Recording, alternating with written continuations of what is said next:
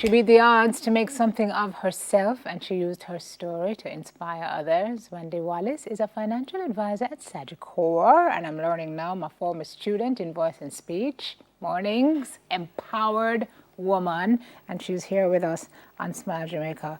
Good morning. Good morning, Simone. Lady, how are you doing? I'm fabulous. Okay, so we saw this video where you're looking all, coiffed and stylish in your white outfit, speaking to a room full of 500 odd people at the Sagicor seminar. How did you end up on that stage? Well, I was in a room where they were picking the speakers, and they were saying this person, that person. They were saying, because Sagicor speaks, it's persons from Sagicor who are doing well. So they were saying this person, that person. They called some names, and then they were saying, who else could I use? Who else could I use? So I turned to them and said, so want to me, why can't you use me? Want to me, use me. And they gave me the opportunity, and I'm very grateful for that. Yeah. So for the folks who didn't see it, tell us what the essence of your delivery was. What was your presentation centered around? Your own story, your own challenges. So tell us a little bit about the background of Wendy. Well, it was my mother who was forced to date a Don because of her situation and the era that she was coming from, because she went to Vauxhall, and you are forced to date somebody if you're going to get raped. So if you're not dating someone that people respect, you're going to get raped. So she got pregnant at 16, had me at 16, and after 2 weeks after, my father died. So he came, she was breaking up with him, and he came and he saw me and he said, if this child is mine, and I don't mind her, Jazz gonna give me a beating. So he called his death on himself. He died 2 weeks later, and I'm death stamp for my father. So growing up, I had a lot of behavioral issues. From basic school, my teachers were calling my parents, telling them she's giving trouble, she's this. So I've always been in problems, high school, alpha, and I grew up very poor. Because I remember one time, my mother used to cook mackerel so often, tin mackerel, till I went home one day and I said to her, Mommy, what are you cooking today? Stew mackerel? Because I'm saying you must be cooking something different.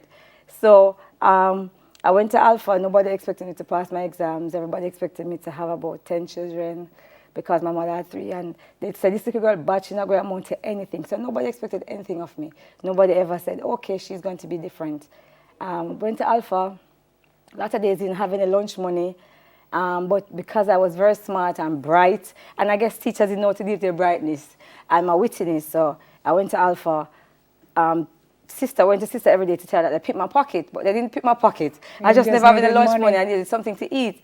So every day she gave me lunch until all the canteen staff knew me, and it was a regular thing. So I went to Alpha, passed my subjects. My mother couldn't believe that it was her daughter. She asked him, is my daughter this year? Show us the right paper you give me, even though my name was on it.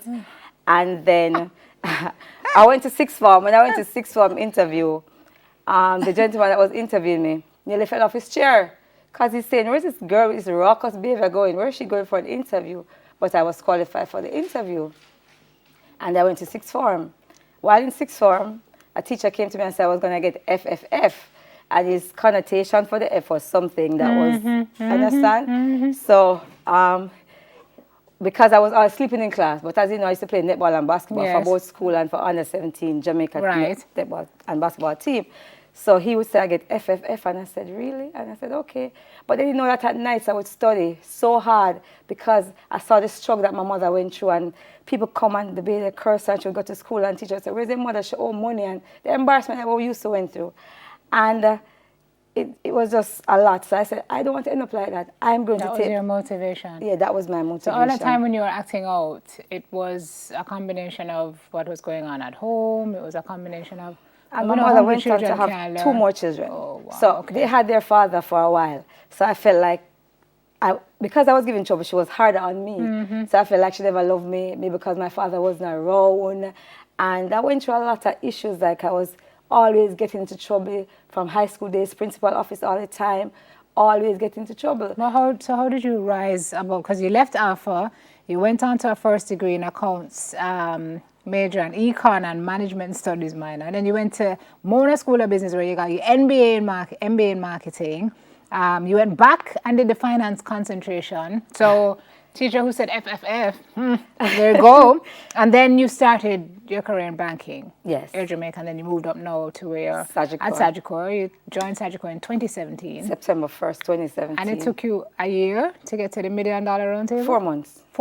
4 months? Yes. Tell us what the $1 million roundtable is. The $1 million roundtable is it 1% of the financial advisors in the entire world that qualify to go on this $1 million roundtable. They have like seminars, so you go, and it's like a training. So it's the prestige, the best of the best that gets to go there. Girl, you have proven them all wrong. And more importantly, you've proven to yourself that you can do just about anything you set your mind to. Yeah. You have some financial tips for folks who are watching this morning.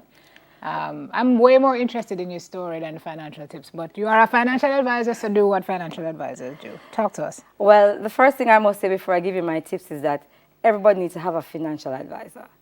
First, it's just like when you have your doctor, your lawyer, you need a financial advisor. Okay. The other thing I'm going to say is that you start investing early as possible from your first paycheck, because compounded interest pays. And if you read The Richest Man in Babylon, it says that compounded interest is one of the greatest way of creating wealth.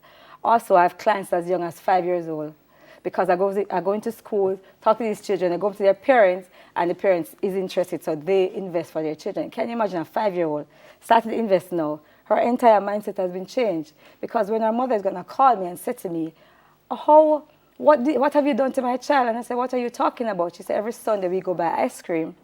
And my child said she don't want to buy any ice cream. And I said, why? It's a regular ritual. She said, no, I don't want when Mountain come and tell me I don't have Auntie Wendy money. So I already changed that child's mindset. So if I can continue to impact life like that, Certainly. you have to invest early. The other tip is that the more you earn, the more you save, the more you invest. Now, people tend to get a salary increase, or if they stop paying a loan, they tend to put back that money into their spending. Don't do that. Take that money and put it into an investment. Can you imagine? At 20 years old, you took out a car loan for $50,000. You stop paying. You are living without it. Stop paying that $50,000 and putting it in an investment. It will be amazing to see how much money you can make. And then the diversification of investment portfolios. No. The other thing I must talk about is don't just save the 10% on your pension contribution. Maximum 20%. If you do not have a pension, you need to have a pension, because I can tell you something. All I'm broke don't look good. Don't feel good neither, I'm sure. Don't feel good. Okay. So you need to put away 20%, because the average person outlives their pension by 15 years. Wow. So they say if you want to retire good, you save 20% of your income. If you want to retire great, you save 40%. If I had some more time, I'd go on a board and show you the maths. We're not on a board, Wendy. Okay. Now you have one more tip to give me before we can The other tip I'm going to talk about is that we have to prepare for unforeseen circumstances. We just spoke about lupus. Critical illness plan is very, very important, because you can't save for a critical illness plan. It will wipe out your entire life savings. And as you know, Pink Breast Cancer Awareness Month, so we need to put in a plan in place for critical illness. The last tip is that everybody needs a life insurance plan. Stop looking at life insurance plan as a death plan. Look at it as creating generational wealth for your children, leaving a legacy, looking about your estate. Now, if I work 3 lifetimes with my MBA, can I give my son 100 million? Can I save 100 million? No, I can't. So we need to start. The Bible says, leave an inheritance for your children, children's children. So if I give my son 100 million or 50 million or 20 or 30 million, he's not going to start from ground zero like me. Exactly. He's going to start up. With the money and the value system that he has, he's going to be great. Yeah, and you are great with those tips and with your story, and we honor you on this Girl Power Tuesday as a powerful woman who is just kicking down walls, just one wall at a time. Thank you. She's at Sagicor, guys. If you hear her this morning and you want to find her, back to the $1 Million Roundtable. Wendy Andre on Instagram, Wendy_Wallace at sagicor.com, 876-322-4826. All right, you don't need to go ahead. Wendy Wallace, financial advisor at Sagicor. More to come on Smile in just a minute. We'll be right back. Thank you.